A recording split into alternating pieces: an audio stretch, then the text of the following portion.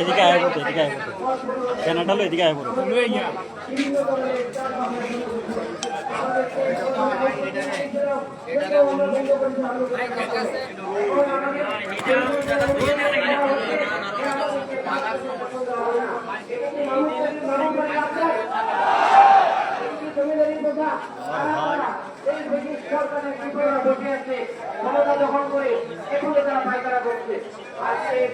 সারা বাংলাদেশে প্রায় 80,000 শিক্ষক আমাদের এই গণশিক্ষা কার্যক্রমে নিয়োজিত আছে। আজকে তারা বেতন ভাতা পাচ্ছে না, আমরা আমাদের বেতন ভাতা বন্ধ।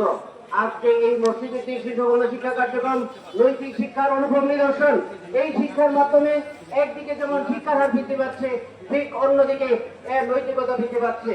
সারা দেশে আজকে আমাদের আলেম ওলামারা শুধু এই শিক্ষা প্রদানের কাছে নিয়োজিত নয়, আজকে তারা মাদকের বিরুদ্ধে কথা বলছে, আজকে তারা সন্ত্রাসের বিরুদ্ধে কথা বলছে, আজকে তারা জঙ্গিবাদের বিরুদ্ধে কথা বলছে, আজকে তারা ইসলামের বিরুদ্ধে কথা বলছে, আজকে তারা বাল্য বিবাহের বিরুদ্ধে কথা বলছে। আজকে এই বাংলাদেশ থেকে শিক্ষা নামক যে বস্তুটি সেইটা নির্বাচনে দেওয়ার চেষ্টা করছে এক ধরনের ষড়যন্ত্র ব্যক্তিরা, ষড়যন্ত্রকারীরা। এইটা কোনোভাবেই হতে দেওয়া যাবে না। আমি আপনাদের বলতে চাই, আজকে সারা বাংলাদেশে 64 জেলায় আজকে একযোগে মানববন্ধন হচ্ছে। আপনারা জানেন ঢাকা কেন্দ্রীয়ভাবে পরিকল্পনা কমিশনে আজকে ঘেরাও কর্মসূচি চলছে। প্রয়োজনে যদি জীবন দিতে হয়, রক্ত দিতে হয়, তাও তবু আমরা প্রস্তুত আছি। আমরা কোনো বিশৃঙ্খলা চাই না। আমরা শান্তিপূর্ণ অবস্থানের মাধ্যমে আমরা যথাযথ কর্তৃপক্ষের মাধ্যমে আমরা জানাইতে চাই আমাদের যে দাবিগুলো আছে সেই দাবিগুলো আমাদেরকে পূরণ করতে হবে। আমাদের এই 5 মাসের যে বেতন, আমাদের যে 5 দফা দাবি সেটা পূরণ করতে হবে। আমাদের বকেয়া বেতন ঈদুল আজহার পূর্বে দিতে হবে। সমস্ত জনবল রাজস্ব খাতে স্থানান্তর করতে হবে এবং 7ম পর্যায়ের জনবল স্বয়ংক্রিয়ভাবে 8ম পর্যায়ে স্থানান্তর করতে হবে। শিক্ষক এবং কেয়ারটেকারদের বেতনভুক্ত করতে হবে। শিক্ষক এবং শিক্ষকদের সম্মানজনক বেতন ভাতা প্রদান করতে হবে। এই যে আমাদের দাবি। আমাদের সব সময় দেখা যায় যে আমাদের উপরে বিভিন্ন ধরনের টর্চার চলছে মানসিকভাবে। আমি বলতে চাই কণ্ঠে যে আমরা এমন কোন কাজ নাই যে সেটা আমরা করি নাই। সরকার কিন্তু প্রতিটি পদক্ষেপ আমরা করে যাচ্ছি। সরকার কিন্তু যে কর্মসূচিগুলো আছে সবগুলো আমরা বাস্তবায়ন করে যাচ্ছি এবং আমরা শুধু ধর্ম বিষয়ক মন্ত্রণালয়ের কাজ করছি না, অন্যান্য বিষয়ের মন্ত্রণালয়ের যে নির্দেশনা আছে সেগুলো আমাদের শিক্ষক, আমাদের কেয়ারটেকার, আমাদের ফিল্ড সুপারভাইজার, আমাদের মাস্টার ট্রেনার, আমাদের ফিল্ড অফিসার সবাই আমরা সমন্বয় করে যাচ্ছি।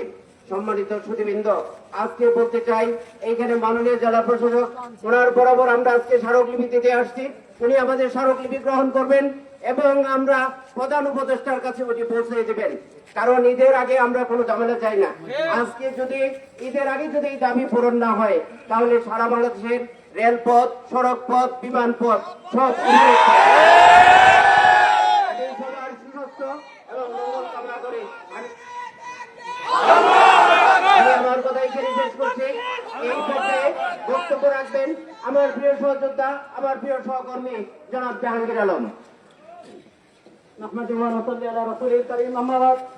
সম্মানিত উপস্থিতি, সকল শিক্ষককে আন্তরিক ধন্যবাদ জানিয়ে আজকে শুধু একটা কথাই বলবো, যে কথাটা হলো আমরা জানি এটা মুসলিম সংখ্যাগরিষ্ঠ দেশের মাঝখানে আমরা কেন আলেমরা কেন নিষ্পেষিত হচ্ছি। আমরা জানি মন্দির ভিত্তিক একটা শিক্ষা কার্যক্রম, সেখানে যদি শিক্ষকের বেতন 14,000+ হয়ে থাকে,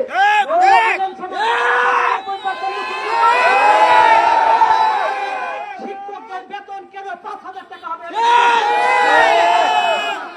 বন্ধুগণ, একটি কথাই বলবো, আজকে আমাদের 5 দফা দাবির মাঝখানে যে জিনিসটা হবে, অনতি বিলম্বে আমাদের এই প্রকল্প পাস করতে হবে।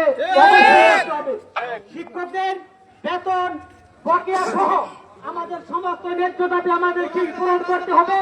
সম্মানিত উপস্থিতি, আমরা জানি যে ফ্যাসিস্ট সরকারের দূষণেরা এখনো ওই সমস্ত চেয়ারে বসে আমাদের এই প্রকল্পকে, বিশেষ করে আমাদের ইমাম আলেম ওলামা দিতে চাই। বন্ধুগণ, আমরা যে কথাটা আজকে বলতে চাচ্ছি সেটা হলো, আজকে যদি হাসিনাকে আমরা যেভাবে এক কাপড়ে যেখান থেকে আমরা বিদায় করতে পারছি, হাসিনার দূষণেরা যেখানে আজকে পথ নিয়ে বসে আছে, যাদের কারণে আজকে এই প্রকল্প আমাদের প্রশ্নবিদ্ধ হয়েছে, তাদেরকেও আমরা প্রশ্নবিদ্ধের মাঝখানে দেখতে চাই। অনতিবিলম্বে তাদের এই সমস্ত দূষণ জানার কারণে আমাদের এই প্রকল্প প্রশ্নবিদ্ধ হলো।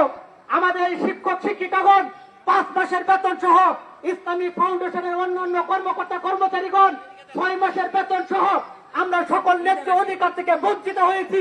কেন হয়েছি? ওই সমস্ত দূষণদেরকে আমরা অবশ্যই দেখতে চাই, চিহ্নিত করতে চাই। সঠিক সময়ে আপনি জানেন আপনার ডেলিভারির সময় হয়ে গেছে। যখন আপনার সন্তান ডেলিভারি হবে, আপনার সন্তানের কি খাবারের প্রয়োজন আপনার জানা আছে। আপনারা জানেন গত 24শে ডিসেম্বর ও 31শে ডিসেম্বর 2024 সালে আমাদের প্রকল্পের মেয়াদ শেষ হয়েছে। আপনাদের জানা উচিত ছিল, যেহেতু প্রকল্পের মেয়াদ শেষ, 2025 সালের 1 জানুয়ারি থেকে আমাদের প্রকল্প যথাসম্ভব পাস প্রত্যেক বছর হয়ে থাকে। আপনাদের এই হাসিনার দূষণদের কারণে যিনি চলে যাওয়ার পর আপনারা তো অফিস ছেড়ে চলে যান নাই, এখন বসে আছেন কারণে আমাদের এই প্রকল্প অদ্যাবধি পর্যন্ত পাস হয় নাই। ছিনিমিনি খেলতেছেন আপনারা, আপনাদেরকে আমরা দেখে দিব। একই দেশে দুই নীতি কেন হয়? শুধুও বন্ধুগণ, আপনারা আসবেন, আপনাদের কিছুক্ষণ আগে ডিসি মহোদয়ের প্রতিনিধি এসে বলে গেছেন আর একটা কাজে উনি বাইরে আছেন। আমাদের 3 কি 5 সদস্য বিশিষ্ট একটা কমিটি স্যার, উনি বলছেন যে উনার ডিসি স্যারের প্রতিনিধির সাথে আমরা দেখা করব।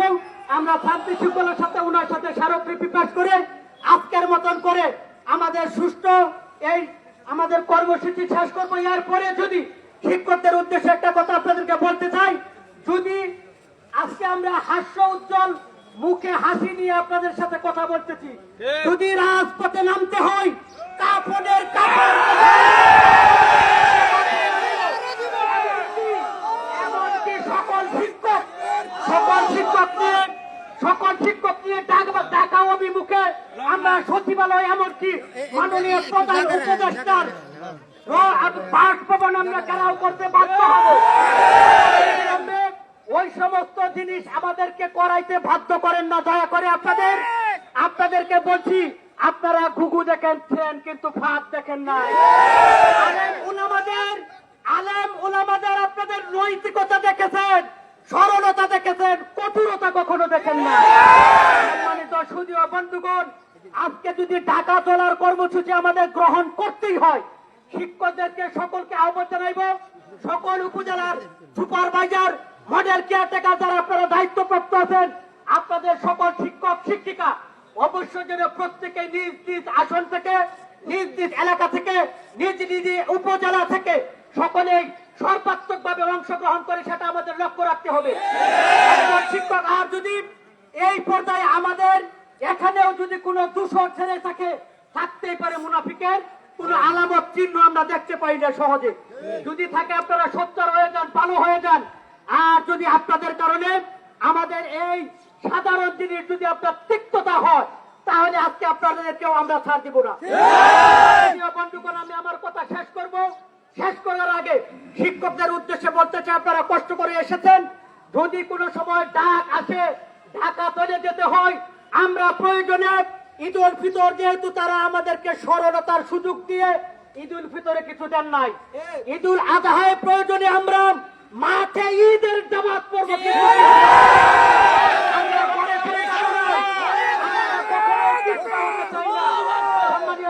বন্ধুগণ, সকলকে আন্তরিক ধন্যবাদ এবং মুবারকবাদ জানিয়ে আজকে আপনারা আসছেন, কষ্ট করে আসছেন, সুশৃঙ্খল ভাবে আমাদের এই ইসলামিক ফাউন্ডেশন মসজিদ ভিত্তিক গণশিক্ষা কার্যক্রমের ইসলামিক ফাউন্ডেশনের কোন শিক্ষক শিক্ষিকার দ্বারা যদি এই কথা কেউ বলতে না পারে, আমরা আচরণ বহির্ভূত কোনো কিছু করেছি, আমরা এই দিকে লক্ষ্য রেখে শান্তি শৃঙ্খলার ভাবে আমরা এখানে থাকবো, বক্তব্য রাখবো। এখন আমরা কয়েকজন লোক ডিসি তার প্রতিনিধি পাঠাইছেন, আমরা দেখা করব। উনার কাছে স্মারকলিপি দিয়ে তারপর আমরা এখান থেকে চলে যাব। সবাইকে ধন্যবাদ জানাচ্ছি। এই পর্যায়ে